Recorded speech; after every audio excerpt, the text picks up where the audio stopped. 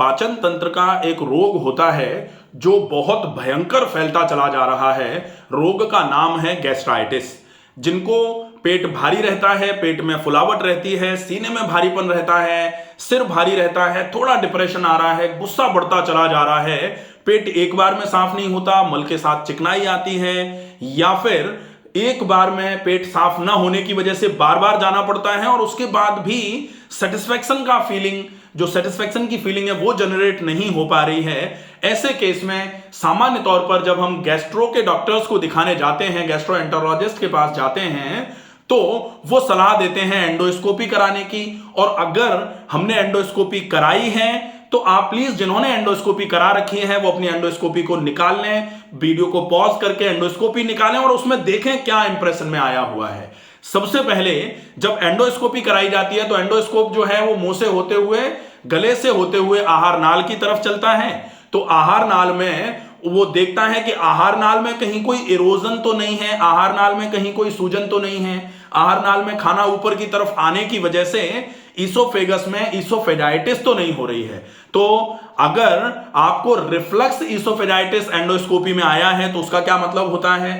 फिर उसके बाद जब एंडोस्कोप और नीचे की तरफ आता है तो आहार नाल और आमाशय के बीच का द्वार जो होता है, जिसको जीई जंक्शन बोला जाता है, गैस्ट्रोएसोफेजियल जंक्शन बोला जाता है, द्वार लोअर इसोफेजियल स्फिंक्टर जिसको बोला जाता है, LES जो है लोअर इसोफेजियल स्फिंक्टर, जब ये ढीला होता है तो कहा जाता है लेक्स LES।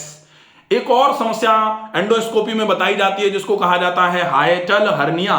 और उसके बाद एंडोस्कोप जब आमाशय में प्रवेश करता है, आमाशय को लैटिन में बोला जाता है गैस्टर। तो आमाशय में जैसे ही एंडोस्कोप जाता है, कैमरा जाता है, वो आमाशय में देखता है कि आमाशय में कहां पर दिक्कत आई हुई है। तो आमाशय में बेसिक 3 भाग होते हैं। एक तो ऊपर का भाग होता है जिसको फंडस बोला जाता है, बीच का भाग जिसको कॉर्पोरस या बॉडी बोला जाता है, और नीचे के भाग को बोला जाता है पाइलोरस, जिसके 2 भाग होते हैं आगे चल के, जिसको एंट्रम और पाइलोरिक कैनाल बोलते हैं। तो एंट्रल गैस्ट्राइटिस सबसे ज्यादा देखने में आ रही है। आने को तो फंडल गैस्ट्राइटिस या कॉर्पोरल गैस्ट्राइटिस या फिर एंट्रल गैस्ट्राइटिस या फिर पूरे ही आमाशय में थोड़े थोड़े डॉट बने हुए हैं, ऐसी गैस्ट्राइटिस को डिफ्यूज गैस्ट्राइटिस बोला जाता है। और बिल्कुल कहीं भी जगह नहीं छोड़ी है और पूरे आमाशय में ये इन्फ्लेमेटरी चेंजेस फैले हुए हैं, तब फिर बोला जाता है पेन गैस्ट्राइटिस। बात यहीं खत्म नहीं होती है।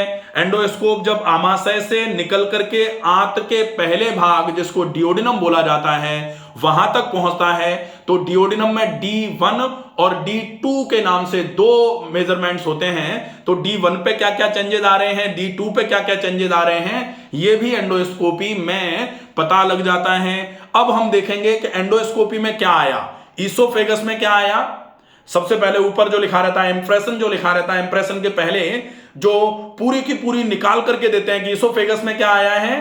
कभी कभी लिखते हैं ईसोफेगस नॉर्मल है, लेकिन कभी कभी लिखते हैं hyperaemia in oesophagus, erythematous changes in oesophagus. तो ये तो हो गया ईसोफेगस की बात। अब बात आती है स्टमक की, तो इधर लिख देते हैं स्टमक और फिर यहां लिखते हैं कि स्टमक में फंडल एरिया कैसा है, कॉर्पोरस या बॉडी कैसी है और एंट्रम कैसा है। तो फंडस नॉर्मल है तो नॉर्मल लिख दिया, कॉर्पोरस बॉडी नॉर्मल है तो नॉर्मल लिख दिया, एंट्रम में लिखा हाइपरीमिक एंट्रम। तो हाइपरीमिक एंट्रम का मतलब है एंट्रम वाले हिस्से पर लालामी है, इसका मतलब गैस्ट्राइटिस जो है वो एंट्रल गैस्ट्राइटिस है। तो ये आमाशय की बात हो जाती है। उसके बाद D1 या D2 पर एरोजिव चेंजेस आए हैं या इन्फ्लेमेटरी चेंजेस आए हैं, ये पूरा आपको लिख कर दिया जाता है। उसके बाद इंप्रेशन लिखा जाता है। इंप्रेशन का मतलब है जो रिपोर्ट है उसको समराइज करके लिख के देंगे यहां की कंक्लूजन क्या है फाइनल।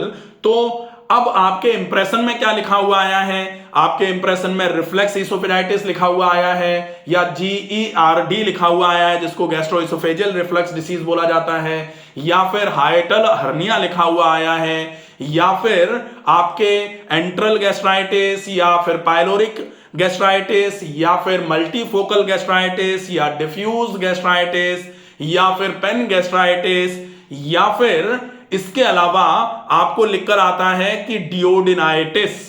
डियोडिनाइटिस मतलब स्मॉल इंटेस्टाइन का पहला वाला जो भाग होता है जिसको डियोडिनम बोलते हैं, वहां पर भी अगर सूजन है तो लिख कर दिया जाता है डियोडिनाइटिस।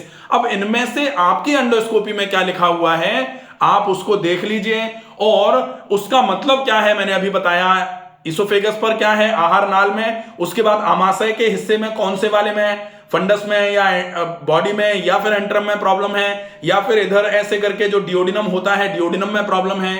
अब आप इंप्रेशन देख लीजिए, इंप्रेशन में आप ये देखो कि रिफ्लक्स इसोफेजाइटिस है। इसका मतलब क्या है कि इसोफेगस की तरफ रिफ्लक्स हो रहा है। रिफ्लक्स का मतलब क्या है कि आमाशय से कुछ चीजें ऊपर की तरफ उफन करके जा रही हैं, उछल करके जा रही हैं, और वो उछला हुआ कंटेंट जब आहार नाल में जाएगा तो आहार नाल को जलाने का काम करता है, वहां सूजन लाने का काम करता है। और कोई चीज जब जलती है तो लाल हो जाती है, जैसे आप थोड़ा सा भी अगर स्टीम से या गर्म पानी से जलते हैं तो तुरंत ही लालामी आ जाती है उस जगह पर। तो वो लालामी आपके इसोफेगस पर अगर नजर आ रही है तो इसको बोला जाता है इसोफेजाइटिस, जिसका मतलब सामान्य तौर पर रिफ्लक्स इसोफेजाइटिस के नाम से जाना जाता है। अब ये इसोफेजाइटिस में भी ग्रेडिंग्स होती हैं कि ये ग्रेड 2 पर है, ग्रेड 3 पर है या ग्रेड 1 है। या फिर आपको जब हाइटल हर्निया लिखकर दिया गया है तो आमाशय का कुछ हिस्सा निकल करके ऊपर की तरफ जा रहा है, सीने की तरफ अपने आप को पुश कर रहा है, आमाशय ऊपर की तरफ चला जा रहा है। उसका मतलब क्या है कि आपके एब्डोमिनल कैविटी में प्रेशर है नीचे से ऊपर की तरफ के लिए, तो चीजें नीचे से ऊपर की तरफ एडजस्ट होने की, शिफ्ट होने की कोशिश कर रही हैं। और इसके लिए अगर आप पेट के प्रेशर को कम किए बिना आप कोई दूसरा प्रोसेस करवाते हो तो जब तक पेट का प्रेशर खत्म नहीं होगा तब तक इस समस्या से आपको परमानेंट निजात नहीं मिलेगी। गैस्ट्राइटिस में आप देखोगे कि स्टमक में इन्फ्लेमेशन हुआ है। अब स्टमक में इन्फ्लेमेशन बेसिकली वैसे तो जो आपकी सीवियरिटी ऑफ गैस्ट्राइटिस है, सीवियरिटी ऑफ डिसीज जो है, उसके बेस पर यह गैस्ट्राइटिस 3 तरीके से डिवाइड करी जा सकती है।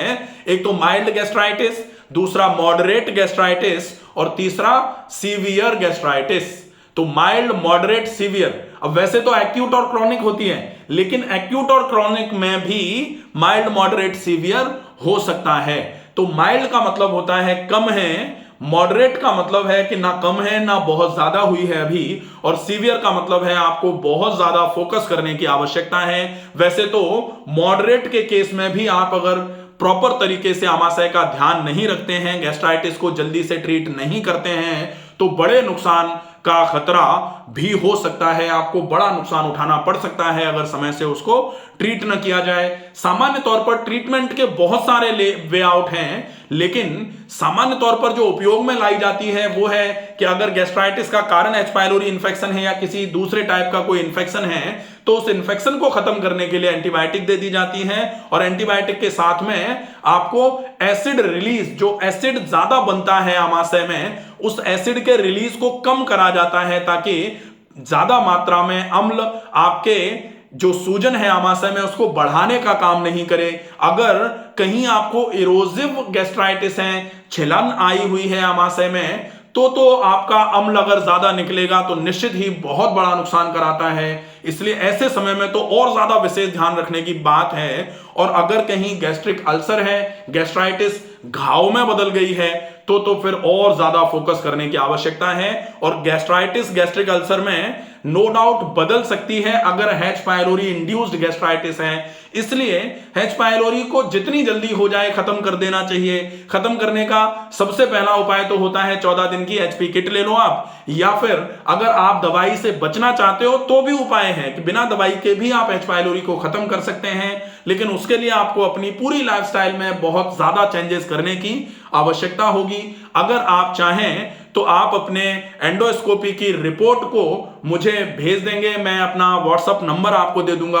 और अगर आप चाहें तो ऑनलाइन वीडियो कंसल्टेशन से अपनी बीमारी के बारे में, पाचन तंत्र से संबंधित और भी अगर कोई बीमारी है, गैस बनती है, पेट में गुड़गुड़ रहती है, पेट साफ नहीं होता है, या फिर गैस्ट्राइटिस के साथ में कोलोन में भी इंटरनल हेमोरॉइड है, या फिर फिसर आ गया है, या फिर फिस्टुला की प्रॉब्लम है, या फिर आईबीडी में आपको क्रॉन्स या अल्सरेटिव कोलाइटिस की समस्या है, आप किसी भी समस्या के लिए संपर्क कर सकते हैं। संपर्क करने के लिए मैं व्हाट्सएप नंबर अपना कमेंट बॉक्स में छोड़ दूंगा।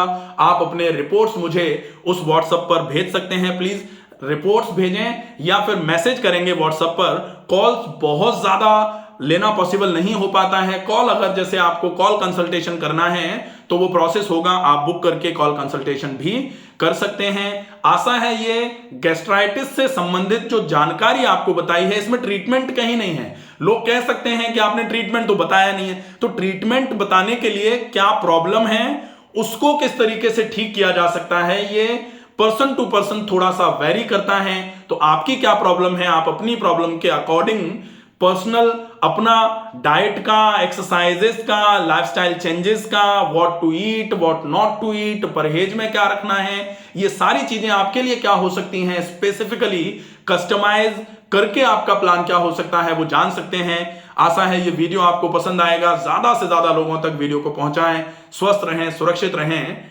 धन्यवाद।